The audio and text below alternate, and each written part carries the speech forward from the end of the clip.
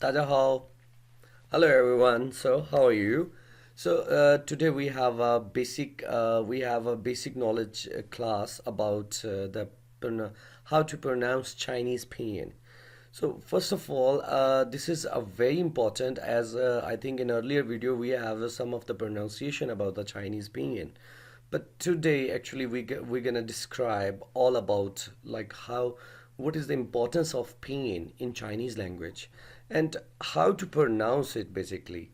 So in this session in this class I'm gonna teach you how to pronounce it actually and what are the importance of Chinese language. So we're gonna start first of all like what is Chinese Pinyin actually, right? And why we need this Chinese Pinyin? Actually, basically, Chinese language is totally a pictorial language. Now, I'm gonna describe you some of the, like I can show you some of the pictures here. Can you see that picture right away in front of the screen? You can see there are the pictures. Actually, Chinese language, how it make to be a like it's pictorial language. You can see there's a sun, moon, tree, mountain, and the water and the field and as well like having door. So now the pictures are derived from the pictures drive to convert into the word like character, right? So you can see the sun picture, right? The sun moving towards and evolution is going to change, and according to the modern character it change into this shape. So this is called then there is the next word is moon. You can see the moon is changing with the passage of time, and it will become the word moon. The modern character is like this way, and it is called yue. So now these all of the word you can see they are totally pictorial language. In Chinese language, basically this is pictorial language. So for the foreigners like who are like not familiar with these words, they can only learn the Chinese language with not with the pictorial language, right? So for that sake, they have some of the Latin words like Romanized words.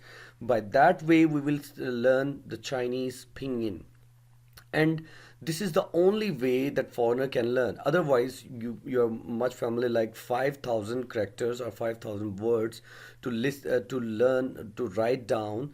That's why it's the most difficult language in the world actually, just because of their character writing. But the spoken point of view, they are quite easier.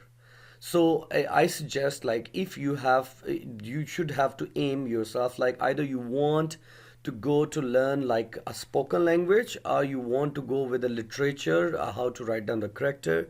You can practice with the passage of time for yourself, like whenever you have a time you should learn some of the characters, as later we will have some of the videos about the how to write the Chinese character. But the important is spoken first, I consider. So if you want to do you want to be just on the spoken level, as in HSK1 and HSK2 level, there's no character writing, there's only pinyin.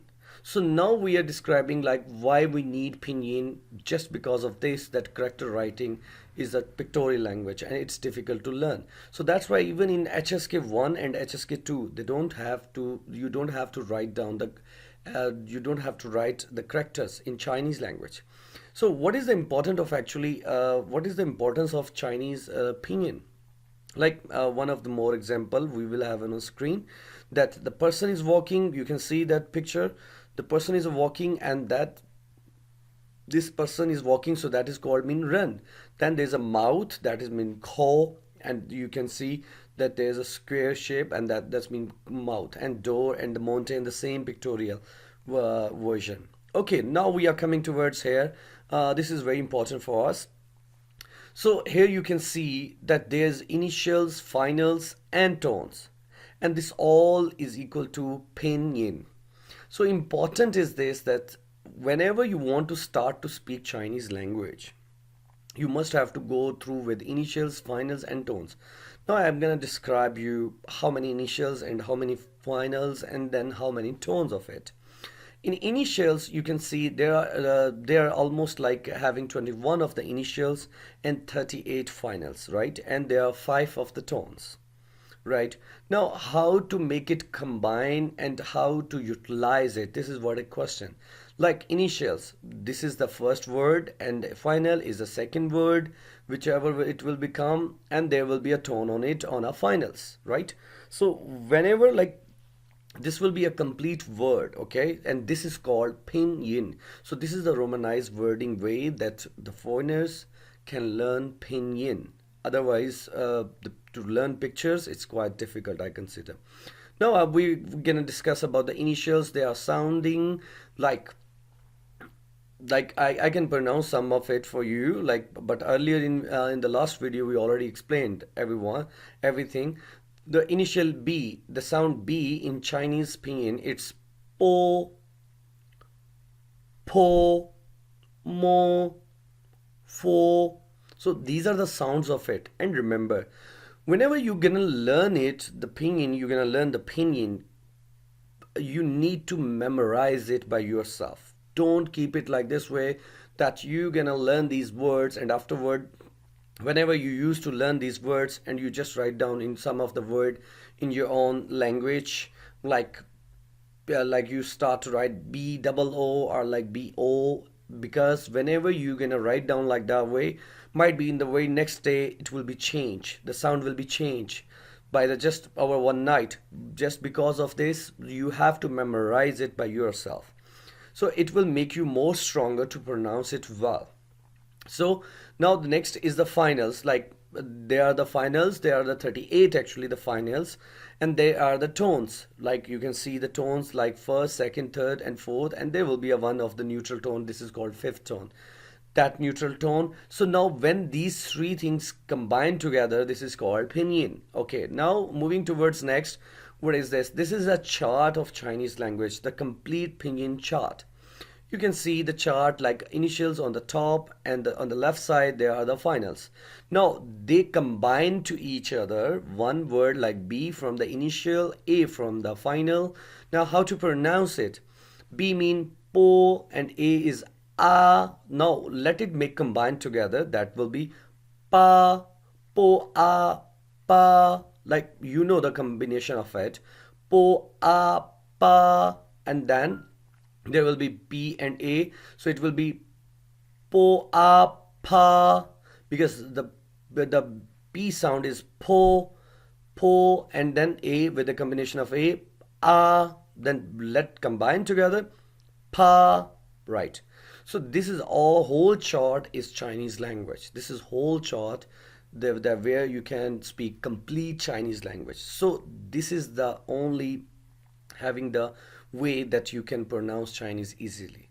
So I'm going further for let you know some of more things, the components of the pinyin. Like you can see there's an initial with the word of M, and the plus the final word is A, and the tone is on it called like third, it is the third component. So this is all is equal to pinyin. So be remember that the first initial word will be never be in a capital letter, it will be in a small letter. So MA and with the first tone. So this is called ma. So this is the pinyin that completely each and every word will have like this way the tones on it on a finals. Tones always come on the finals, okay? Be remember with this thing as well.